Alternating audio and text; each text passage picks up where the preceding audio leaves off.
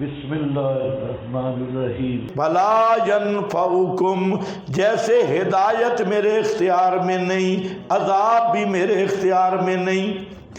اگر ہدایت میرے اختیار میں ہوتی تو تمہیں مومن بنا دیتا۔ ہاں، ادھر پاکستانی کہتے ہیں سباگ شریف والا بابا، اس نے ادھر سلام پھیرا، السلام علیکم ورحمۃ اللہ، 90,000 مسلمان ہو گیا ہندو، ادھر 70,000 مسلمان ہو گئے، سلام پھیرا بابے نے۔ ہاں، بابے کی نگاہ میں تاثیر زیادہ ہے یا پیغمبر کی نگاہ میں؟ پیغمبر کے بس میں ہدایت نہیں، اور تمہارے پیر اور ملا اور صوفی کیا دعویٰ کرتے ہیں؟ نگاہ مار کے دل صاف کر دیا، نگاہ مار کے تزکیہ نفس، کہتے نہیں کہتے ہو کہ فلانا پیر کیا نگاہ ماری نا، نگاہ تے سینہ پاک اور سارا کچھ ختم۔ یہی تو تمہیں لالچ دے کے بیعت کرواتے ہیں، اور بیعت کرانے کا مقصد کیا ہوتا ہے کہ اب یہ پابند ہو گئے، اب جو ہم بکواس کریں گے اس کے یہ تابع ہوں گے، کیونکہ پھر مسئلہ آ جائے گا ہمارے مرشد کے خلاف ہے۔ ہاں، پہلے تو اور مرشد کوئی بیل بنا لو، ہمارے مرشد کے خلاف ہے، کربوگے کے خلاف ہے، خربوزے کے خلاف ہے، فلانے کے خلاف ہے۔ بس مقصد یہی ہے کہ توحید سے کسی طرح رک جائے اور مسئلہ توحید بیان نہ ہو۔ پیغمبر نے نگاہ مار کے مسلمان کیوں نہیں کیا ہوئے؟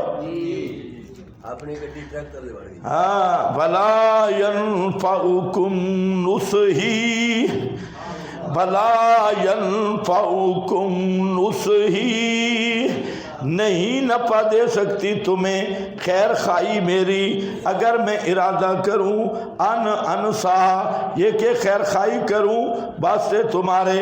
ان کان اللہ، اگر ہو اللہ پاک یریدو ارادہ فرما چکا، آئیں یغویکم آئیں یہلککم، یہاں یغوی کا معنی یہلک ہے، فرا نے معنی کیا یہ کہ ہلاک کرے تمہیں، اللہ کا فیصلہ ہو جائے تمہاری ہلاکت کا، میرا نصیحت کرنا کوئی فائدہ نہیں دے گا۔ ہووا ربکم، یہ علت ہے، وہی رب ہے تمہارا ہدایت اور ضلالت کا مالک، وَإِلَيْهِ تُرْجَعُونَ، اور اسی ہی کی طرف تم لوٹائے جاؤ گے، یعنی سزا دے گا۔ ام یقولون افترا، یہ درمیان میں جملہ معترضہ ہے۔ جب آپ نے یہ واقعہ سنایا تو مکہ کے چودھری بگڑ گئے اور کہتے ہیں نہیں، تو نے ہمیں ڈرانے کے لیے یہ قصہ گڑھا ہے، کوئی نو کا یہ واقعہ پیش نہیں ہے، تو نے ہمیں ڈرانے کے لیے یہ قصہ واقعہ کہانی سنائی، اس کی طرف التفات ہے۔ ام یقولون، اوپر لکھا ہے ھذا کلام معترض، یہ جملہ معترض مستانفہ کلام ہے اور سوال کا جواب ہے۔ سوال یہی کہ جب انہوں نے قصہ سنا وہ کہنے لگے تم نے خود گھڑا ہے۔ اللہ نے فرمایا کیا کہتے ہیں؟ افطرا ہو، کہ اس محمد نے یہ واقعہ گھڑ لیا۔ قل، آخری جواب کے طور پہ کہہ دے اگر میں نے افطرا کیا ہے فعلیہ اجرامی، مجھ ہی پر ہے اجرامی، یہ جرم میرا گناہ میرے ذمے ہے۔ وانا بریون، اور میں بری ہوں، مما تجرمون، اس سے کہ جو تم جرم کر رہے ہو۔ وَأُوحِيَ إِلَىٰ نُوحٍ، اور بھئی کی گئی طرف نوح کے، انہو، یہ کہ نہیں ایمان لائیں گے تیری قوم سے الا من قد آمن، مگر وہ جو ایمان لا چکے ہیں۔ فلا تبتئس، ازالہ حزن، پس نہ غم کرنا، بما کانوا یفعلون، بسبب اس کے کہ یہ کرتے رہتے ہیں کفر استہزاء وغیرہ، اس سے پریشان نہ ہونا۔ بسنا الفلکا، اور تیار کر کشتی، بے آیوننا، ہماری نگرانی میں، ووحینا، اور ہماری تعلیم کے مطابق، ولا تخاطبنی، اور مت سفارش کرنا مجھ سے، فی الذین ظلموا، ان کے بارے میں جنہوں نے ظلم کیا، انہم مغرقون، اس لیے کہ وہ غرق کیے جائیں گے۔ وَيَصْنَعُ الْفُلْكَ، اور کشتی تیار کر رہا تھا، کانا یصنع الفلک، حضرت نوح کشتی تیار کرتے تھے بکلما مر علیہ ملأ من قومہ، اور جب کبھی گزرتے حضرت کے پاس سے سردار حضرت کی قوم کے، سخروا منہ، مسخریاں کرتے حضرت سے، قال ان تسخروا منا، جواب نوح فرمایا اگر تم مسخریاں کرتے ہو ہم سے فإنا نسخر، پس بے شک ہم بھی مذاق کریں گے تم سے، کما تسخرون، جیسے تم مسخریاں کر رہے ہو، فسوف تعلمون، پس ان قریب تم جان لوگے، من یاتیہ، کون ہے جو آتا ہے اس کو عذاب، ایسا عذاب یخزیہ جو رسوا کر دے گا، رسوا کن، ویحلو، اور اترے گا ان پر اس کے عذاب مقیم، عذاب دائمی۔ یہ مسئلہ چلتا رہا 950 سال،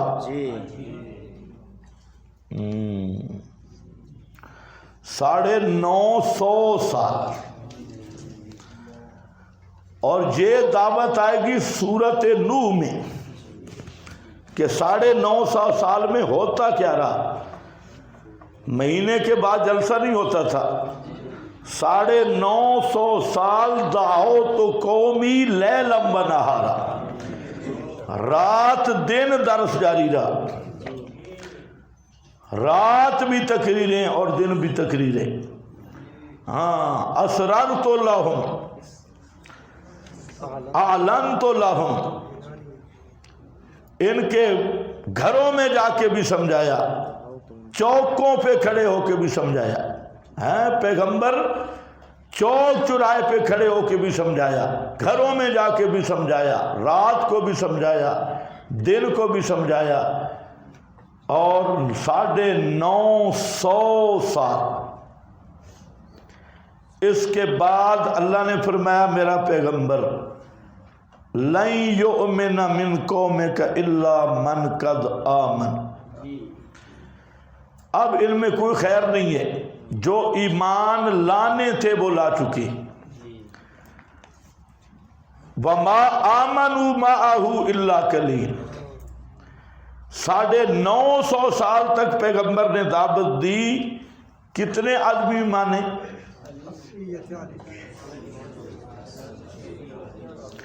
صحیح قول یہ ہے کہ 6 یا 8 تھے،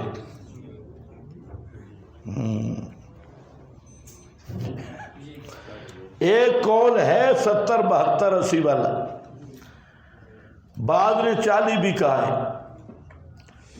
لیکن صحیح کرینے کے آج یہی لگتا ہے کہ چند لوگ تھے۔ قلیل قلت کا اطلاق ہوتا ہے 10 سے کم، 10 سے اوپر کثیر بنتی۔ اگر ایک معنی قلیل کا یہ لیا جائے فی نفسی ہی قلت، تو پھر 10 سے کم ہے۔ 42 یا 80 کو قلیل نہیں کہتے، قلت جمع، قلت اور جمع کثرت کا فرق کس پہ ہوتا ہے؟ 10 پہ، تو پھر 10 سے کم ہے۔ اور اگر قلیل ان کثیر کے مقابل لیا جائے تو پھر ٹھیک ہے، لیکن ایک آیت ہے وہ سورہ الصافات آیت نمبر 37،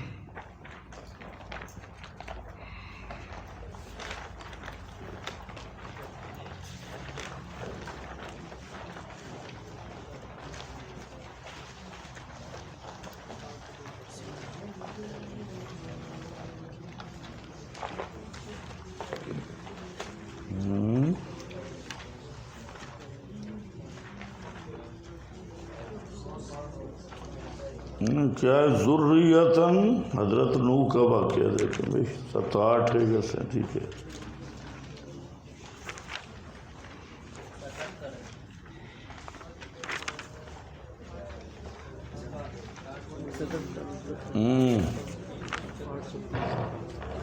کیا ہے؟ جعلنا ذریتہ هم الباقین، ہاں، جعلنا ذریتہ هم الباقین وترکنا علیہ فی سلام علی نوح فی العالمین۔ جعلنا ذریتہ هم الباقین، کیا ہم نے ان کی اولاد کو باقی رہنے والا۔ اس سے بعض علماء نے استدلال کیا ہے کہ کشتی میں صرف حضرت نوح کی اولاد ہی تھی، ذریتہ، اور کوئی مسلمان ہوئے ہی نہیں۔ اولاد میں بھی ایک بیٹا نہیں تھا اور بہو بھی نہیں تھی۔ یہ بیٹا بہو دونوں جو تھے یہ ممو ڈیڈی تھے، پینٹ پتلون والے۔ کنعان بھی اور اس کی بیوی بھی لبرل تھے، دونوں نہیں مانے۔ لیکن اس آیت سے پتہ چلتا ہے کہ لَن یُؤْمِنَ من قومِکَ اِلَّا مَنْ قَدْ آمَنَ، پتہ چلتا ہے کہ حضرت کی قوم سے بھی کچھ ایمان لائے تھے، صرف ذریت نہیں تھی، قوم بھی اس سے بھی کچھ ایمان لائے تھے۔ سمجھ گئے کہ نہیں؟ اور بھی بعض آیات سے پتہ چلتا ہے۔ تو بہرحال حاصل یہ کہ حتمی قول کوئی بھی نہیں کہ کتنے تھے، قرآن نے اس کو مبہم چھوڑا ہے۔ یہ کہ قلیل تھے، لگتا یہی صحیح معنی ہے کہ قلیل کثیر کے مقابلے اکثر نہیں تھے، کچھ قوم کے لوگ تھے اور کچھ خاندان کے لوگ تھے۔ حضرت نوح کی ایک بیوی جو کنعان کی ماں تھی وہ بھی ایمان نہیں لائی، اور کنعان کی بیوی بھی ایمان نہیں لائی، اور 3 بیٹے وہ مسلمان تھے جن میں سام، حام اور یافس۔ سام کی اولاد آپ لوگ ہیں۔ سام ہمارا دادا ہے، پورے برے صغیر والوں کا نہیں، حام حبش کا دادا ہے، اور یافس یہ چائنا کا دادا ہے، چائنا، رشیا، یہ ترک، اور یہ اوپر کے لوگ جو یاجوج ماجوج ہے، یہ یاجوج ماجوج کا دادا یافس ہے۔ تو حام، سام اور یافس یہ 3، تو یہ ان کی اولاد پھر باقی رہی۔ تو خیر بہرحال حضرت نوح کو بتا دیا گیا کہ اب یہ مومن نہیں ہوں گے۔ فلا تبتئس، ازالہ حزن ہے، پیغمبر شفیق ہوتا ہے اور پیغمبر کو امت محبوب ہوتی ہے، اگرچہ وہ پیغمبر کو پتھر مارتی ہے اور پیغمبر کو ستاتی ہے، لیکن پیغمبر کے دل میں پھر بھی حزن اور قوم کا غم ہوتا ہے۔ اس لیے اللہ نے تسلی دی، فرمایا میرا پیغمبر فلا تبتئس، فلا تبتئس، ابتیاس کہتے ہیں حزن فی استکانۃ بعوث، اور لا تبتئس لا تحزن، اب پریشان نہ ہونا، غم نہ کرنا ان کے کفر استہزاء پر جو یہ کرتے ہیں۔ بسنا الفلک بے آیوننا، بنا کشتی بے آیوننا، یہ روئے زمین پہ پہلی کشتی بن رہی ہے، اس سے پہلے کشتی کا تصور نہیں، اس لیے فرمایا بے آیوننا۔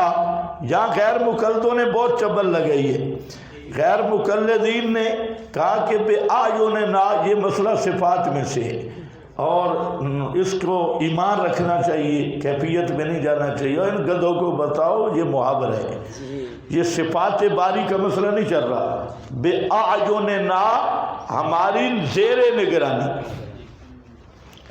یا کشتی بنا ہماری آنکھوں میں یا آنکھوں کے ساتھ، تو بھائی اعیننا ہماری نگرانی میں، یہ مسئلہ صفات سے نہیں ہے، کیا کہا میں نے، یہ کیا ہے، محاورات سے ہے۔ محاورہ ہے کہ کیا دے تو ساڑیاں اکھاں بچ بس دیں، کہ مانا ہاں ہماری آنکھوں میں رہتا ہے، ہمارے آنکھوں کے سامنے ہے، ہماری زیر نگرانی ہے۔ بے اعیننا و وحینا، ہماری تعلیم کے مطابق۔ اس سے ائمہ نے مسئلہ نکالا ہے کہ جتنی صنعتیں اور حرفتیں ہیں یہ سب ان کی تعلیم بھی وحی کے ذریعے ہوئی ہے۔ کشتی کا بنانا، اسی طرح لوہا اور دیگر جتنی صنعتیں ہیں ان کی بھی اصل تعلیم وہی ہے. بلا تو خاطبنی، اس مخاطبت سے مراد لا تراجعنی فیہم، ان کے بارے میں سفارش نہ کرنا، کیونکہ اب تو پہلے تو دعا کی ہے لیکن جب مار دیکھے گا ایسی پڑے گی پھر کہیں یہ نہ کہنا کہ اللہ اب انہیں چھوڑ دے. بلا تخاطبنی فی الذین ظلموا انہم، اس لیے کہ اب یہ فیصلہ ہو چکا ہے، انہم بے شک یہ، انہم وہ سب، مغرقون یہ اب غرق کیے جائیں گے. تنزیل لسام منزلۃ المتردد، منظر ایسا تھا کہ اتنے بڑے بڑے اکابر بزرگ چودھری خان سردار، ان پر عذاب کیسے آئے گا؟ فرمایا انہم ضرور آئے گا، بجسنا الفلکا کانا جسناؤ، حضرت نوح کشتی بنانے شروع ہوئے، کشتی بنا رہے تھے. وَكُلَّمَا مَرَّ عَلَيْهِ حماقت قوم، اسی اثناء تیاری میں جب بھی گزرتے اوپر اس کے سردار حضرت کی قوم سے، سخروا منہ، مذاق کرتے حضرت کے ساتھ اور کہتے پانی کا نام و نشان نہیں، مصیبت جھیل رہے ہو. کیونکہ یہ قوم عراق میں تھی اور ٹیلے تھے تو وہاں سمندر تو دور تھا، تو وہ کہتے نوح پاگل ہو گیا ہے، یہ کشتی پانی پینے کو نہیں ملتا اور یہ کہہ رہا ہے کہ کشتیاں چلیں گی. ہم تو یہی کہتے ہیں کہ بزرگوں کی مار پڑ گئی ہے، یہ جو بزرگوں کے خلاف، تو وہ کیا کرتے؟ مذاق کرتے. سخروا منہ قال ان تسخروا منا، جواب نوح فرمایا حضرت نوح نے اگر تم مذاق کرتے ہو ہم سے پس بے شک ہم مذاق کریں گے تم سے. یہ مشاکلت کے طور پہ فرمایا، مشاکلتاً فرمایا آج تم ہنس رہے ہو، ایک وقت آنے والا ہے تم رو رہے ہوگے اور ہم ہنس رہے ہوں گے. اس میں دلیل ہے کہ مشرک کی تباہی دیکھ کے ہنسنا بھی یہ سنت انبیاء ہے. مشرک کو رگڑا کوئی بدعتی مرے اللہ نعت اللہ، ہاں بدعتی مشرک کی موت پہ آنسو بہانا یہ مسلمانوں کا طریقہ نہیں ہے. ہاں کئی ہوتے ہیں نا بالکل رجل دبریون، تو وہ جب کوئی بدعتی مرتا ہے، مشرک مرتا ہے، وہ بیچارہ بڑا اچھا تھا، دور لانتی ہے، اچھا کدھر تھا؟ تو فرمایا وقت آئے گا نسخر منکم، ہم تم سے مذاق کریں گے، کما تسخرون. سوال ہے کہ پیغمبر کیسے مذاق کرے گا؟ ہم کہتے ہیں مشرک پہ پیغمبر کو بھی جائز ہے مذاق کرنا. ہاں پیغمبر کو بھی جائز ہے مشرکوں پر ہنسنا اور ان کی تباہی دیکھ کے دل ٹھنڈا کرنا. فسوف تعلمون، ان قریب تم جان لو گے، میں یاتی عذاب یخزیہ، کون ہے جو آتا ہے اس کو عذاب یخزیہ رسوا کر دینے والا، اور اترے گا پر اس کے عذاب مقیم. مقیم اس لیے کہا کہ مرنے سے برزخی عذاب، دنیاوی عذاب سے برزخی شروع ہوگا، برزخی سے پھر قیامت کے دن دائمی شروع ہو جائے گا.